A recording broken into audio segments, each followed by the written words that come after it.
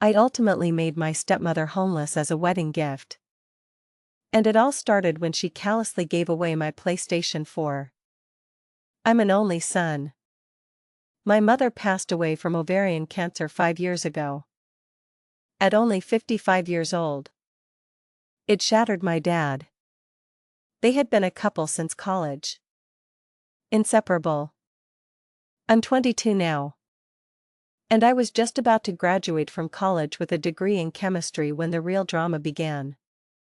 The woman who would become my stepmom, Anka, was one of my mother's nurses during her final days at the hospital. Looking back, it's clear she was playing a part.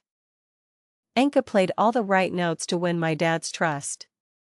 She was empathetic, nurturing, and a pillar of comfort for him after mom was gone. I was 17 at the time, and I could sense she was just trying to maneuver her way into my dad's resources. But he was a grown man, and it was his decision to make. My father mourned my mother for a full year. Throughout that time, Anka would call to check in on him every month or so, which I saw as her just keeping the hooks baited. After that year passed, she made her move and pursued him aggressively. Anka was only 40 when they began their relationship. I admit, I didn't like her. But my dad wasn't as depressed anymore. So I tried to give her the benefit of the doubt. Still, my gut screamed that she couldn't be trusted. But our family is Scandinavian. And in our tradition, a son does not question his father's choices. Anka, for the record, is from the Czech Republic. My father was a very successful banker and had built up considerable wealth. After just 6 months of dating, he and Anka were married. It all happened so fast. One of the top comments on my original story pointed out an interesting pattern. Every time someone got married in the story, it was 6 months in the relationship. It was true for them. And it would be true for Anka again later. But my dad never truly got over my mom. His health began to fail. And even though he was only 57, he was getting weaker. One day, he called me to his side and asked me, "Son, what do you need to set you up in this life?" I told him I didn't need anything. That I was a man and could take care of myself. I had received a full-ride scholarship for college, so my education was covered. I reminded him he had living sisters with children who could use his support. I tried to reassure him, telling him he'd be around for decades more. He passed away only a year later, at 59. When the will was read, it turned out my dad had left his 5-bedroom house to me. Something I never asked for or expected. He also left a small inheritance to his sisters and their kids.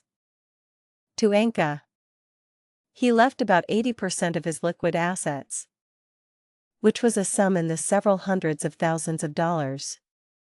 And despite my protests, he left me several tens of thousands of dollars as well. Anka put on a friendly face, but I could see the rage simmering beneath the surface. She was furious she didn't get the house. It's in an extremely trendy, upscale area where property is scarce and sells for a massive profit. And that house, the proof of ownership, legally belonged to me. Despite me being the owner, Anka continued to live there. She had grown accustomed to the lifestyle. I was away at college and only came home every couple of months to visit my cousins who lived nearby. So I let it slide. I never brought up the fact that it was my house. And I think over time, she conveniently forgot she had no legal claim to it. She probably assumed that since I never asked for any of the money she inherited, I was independently wealthy and would just let her have the house eventually. This reveals Anka's greatest fatal flaw, her towering arrogance. She genuinely believed she had won. That the house and everything in it was hers by right. A miscalculation that would ultimately seal her fate. The tipping point came after I graduated. I came home and found that Anka had started dating a new guy. A sleazy-looking man named Merrick who was only a few years older than me. They began acting like I was a guest in my own home. I decided to play along. Then came the incident.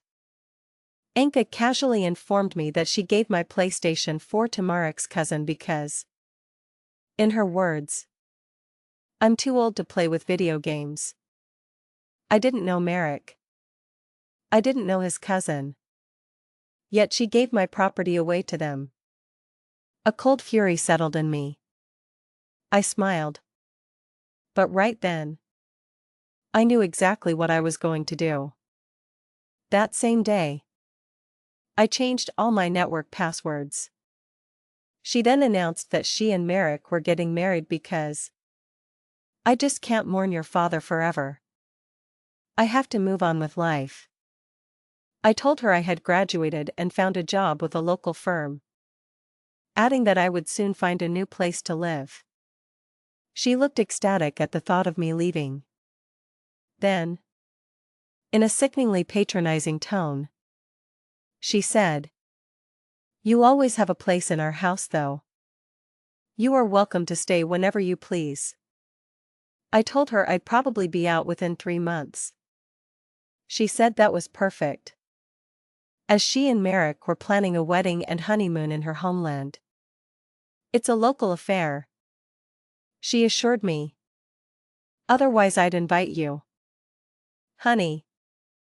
And anyway, I know you're so busy." Then she asked me if I could watch the house for her while they were gone. Watch my own house? Of course. As one commenter noted, Anka really isn't that bright. The moment she and her fiancé left the country, I put my plan into action. I immediately posted ads on rental websites to lease my fully furnished house. I hired professional movers to box up every single one of Anka's possessions and move them into a storage rental unit. I made sure to keep all the furniture that had belonged to my parents before she ever entered our lives. Then, I had every lock on the property changed.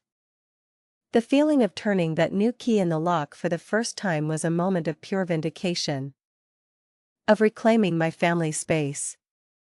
Within days, my inbox was flooded with inquiries.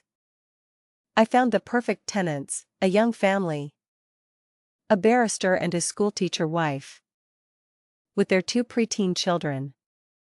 They signed a 1-year lease and paid the first and last month's rent up front. I was transparent with them, warning them about my crazy stepmom who thinks this is her house, and gave them the contact information for my father's lawyer. I also provided my lawyer with the storage facility details, noting that I had generously prepaid for 4 months of storage, a full month longer than her trip. With everything settled, I found a great apartment for myself near my new job. When Anka returned, the inevitable explosion happened. She shrieked and caused a scene when she realized she was locked out.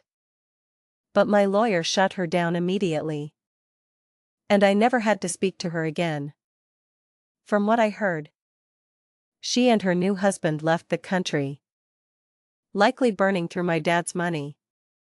The rental income from the house is so substantial that I'm not only financially secure, but I'm also helping to pay for my cousin's college educations.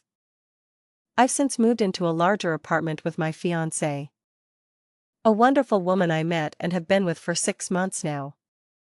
And yes, I bought myself a new PS4. It wasn't about the console itself. I rarely even used the old one. It was about the principle. It wasn't for Anka to give away. You don't give away other people's things. You only give away what is yours.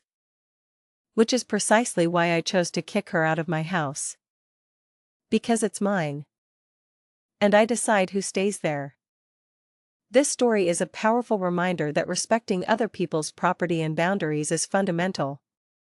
Taking what isn't yours can lead to losing everything you thought you had. So, what do you think is the ultimate line that can't be crossed when it comes to family and personal property? Let us know in the comments below.